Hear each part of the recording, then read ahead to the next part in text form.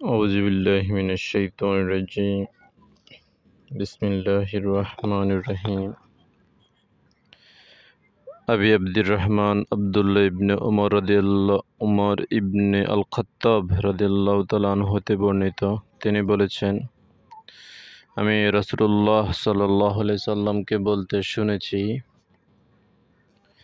পাঁচটি জিনিসের উপর ইসলামের বুনিয়াদ রাখা হয়েছে অর্থাৎ ভিত্তি ইসলামের ভিত্তি পাঁচটি জিনিসের উপর।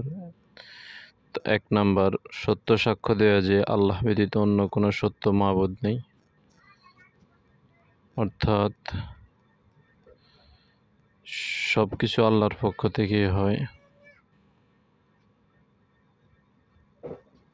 সব কিছু আল্লাহর পক্ষ থেকে হয়, এই বিষয়টা আমাদের জানা।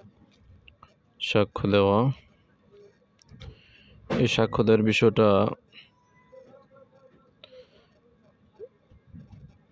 আল্লাহর এখানে একটা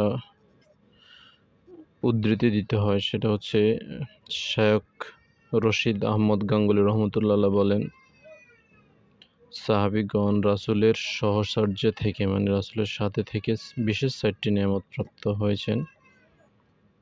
এক নম্বর হচ্ছে এই দুনিয়া ধ্বংসশীল, এই কথার পূর্ণ বিশ্বাস।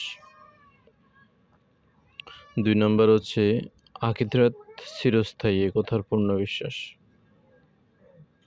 3 নম্বর আমরা কিছুই না, এই কথার পূর্ণ বিশ্বাস, মানে আমাদের দ্বারা কিছুই হয় না, যতটুকু আল্লাহ ইচ্ছা করে এর বাইরে আমরা আসলে কিছুই পারি না। আল্লাহ যতটুকু আমাদেরকে তৌফিক দেয় আমরা ততটুকুই করতে পারি। আল্লাহ সব কিছুর কর্তা, এই কথার পূর্ণ বিশ্বাস হচ্ছে সব কিছু আল্লাহর পক্ষ থেকেই হয়।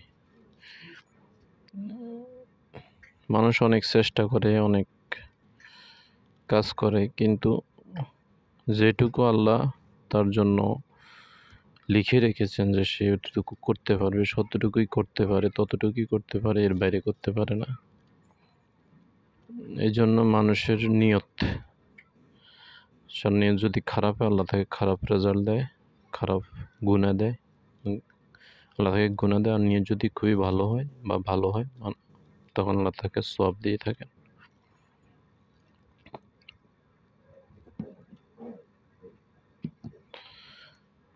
দুই নম্বর হচ্ছে মুহাম্মদ আল্লাহর রাসূল, অর্থাৎ যুগে যুগে বিভিন্ন রাসূল মানুষকে কীভাবে আল্লাহর ইবাদত করতে হয় তা শিখিয়ে দিয়েছেন। তারা কেউ বলেন নাই যে আমার ইবাদত করো। প্রত্যেক নবী তার কওমকে আল্লাহকে চিনিয়ে দিয়েছেন, কারণ আল্লাহকে সরাসরি আমাদের ইবাদত করতে পাইতে হয়, বা আল্লাহ সরাসরি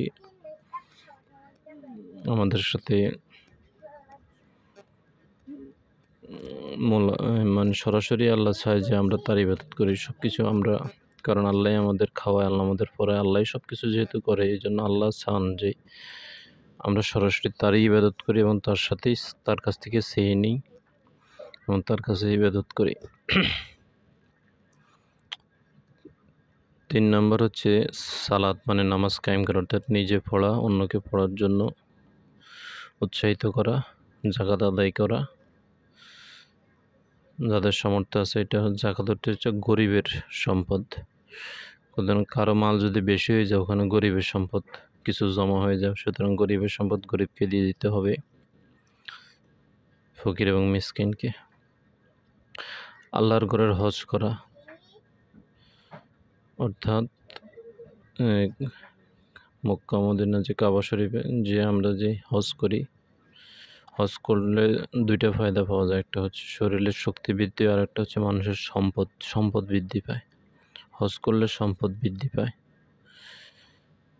যদি আমরা বাহ্যিক দৃষ্টিতে দেখি হজ করলে অনেক টাকা চলে যায়, কিন্তু আল্লাহ রাসূল সাল্লাল্লাহু আলাইহি ওয়াসাল্লাম বলছে হজ করলে মানুষের সম্পদ বৃদ্ধি পায়।